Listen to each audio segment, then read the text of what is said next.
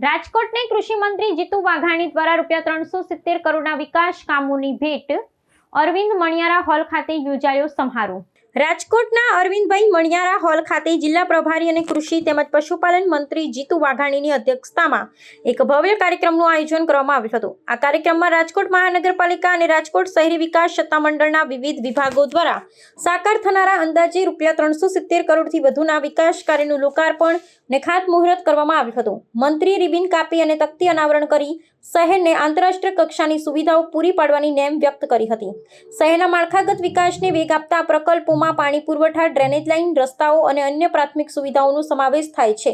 ખાસ કરીને રંગીલા રાજકોટને smart city બનાવવાની દિશામાં આ પ્રોજેક્ટ્સ મહત્વના સાબિત થશે. કાર્યક્રમ દરમિયાન મંત્રી જીતુ વાઘાણીએ જણાવ્યું હતું કે રાજ્ય સરકાર શહેરી અને ગ્રામ્ય બંને વિસ્તારોના સમતોલ વિકાસ માટે પ્રતિબદ્ધ છે અને આ પ્રકલ્પો નાગરિકોની સુખાકારીમાં મોટો વધારો કરશે. આ તકે મ્યુનિસિપલ કમિશનર, મેયર અને અન્ય સ્થાનિક પદાધિકારીઓ પણ ઉપસ્થિત રહ્યા હતા. આ કાર્યક્રમમાં ઉપસ્થિત જનમેદની અને લાભાર્થીઓએ સરકારના આ પગલાંને વધાવ્યો હતો. રાજકોટના વિકાસમાં આ નવું સોપાન ઉમેરાતા સ્થાનિક રહેવાસીઓમાં આનંદની લાગણી જોવા મળી હતી. મંત્રી અધિકારીઓને ખાતમુહૂર્ત થયેલા કામો નિયત સમય મર્યાદામાં અને ગુણવત્તા સાથે પૂર્ણ કરવા માટે કડક સૂચનાઓ આપી હતી, જેથી પ્રજાને સત્વરે તેનો લાભ મળી શકે. 362 કરોડ રૂપિયાના લોકાર્પણના ખાતમુહૂર્તનો કાર્યક્રમ માનની મેયરશ્રી, માનની ભારતીય જનતા પાર્ટીના અધ્યક્ષ માધવભાઈ, સન્માનની ધારાસભ્યશ્રીઓ બેન શ્રી ભાનુબેન, દર્શિતાબેન, ભાઈ શ્રી ઉદયભાઈ કાનગડ, ભાઈ શ્રી રમેશભાઈ ટીલાળા, જિલ્લા પંચાયતના અધ્યક્ષ, મહાનગરપાલિકાના સૌ પદાધિકારી, સૌ અધિકારીની વિશેષ ઉપસ્થિતિની અંદર રાજકોટની અંદર એક સાથે 362 કરોડ રૂપિયાના કામો, લોકોની માળખાકીય સુવિધાઓમાં વધારો થાય એમના માટે આજે રાજકોટ ખાતે કર્યા છે. માનનીય મોદી સાહેબના નેતૃત્વની અંદર વિકાસની યાત્રાઓ, માળખાકીય સુવિધાઓ આપવાની જે શરૂઆત થઈ, માનનીય ભૂપેન્દ્રભાઈ પટેલના નેતૃત્વની અંદર માનનીય નાયબ મુખ્યમંત્રી હર્ષભાઈના સહયોગથી આ અવિરત યાત્રા એ શરૂ રહી છે. ત્યારે મને આનંદ છે કે માત્ર એટલું જ નહીં, આવનારા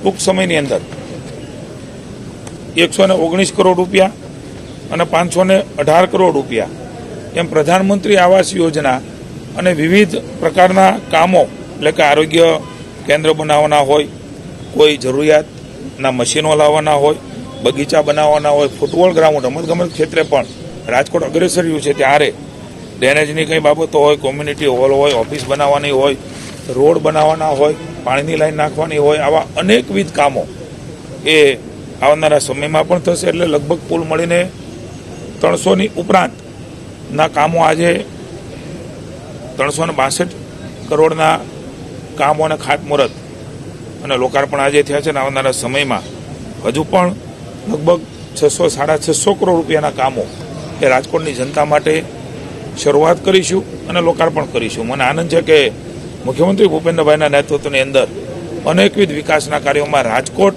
એ પણ પાછળ નથી. આવનારા સમયની અંદર પણ રાજકોટની જનતાની સુખાકારી માટે ભારતીય જનતા પાર્ટીનું શાસન, કોર્પોરેશનનું શાસન એ કટિબદ્ધતા સાથે આગળ વધવાનું છે.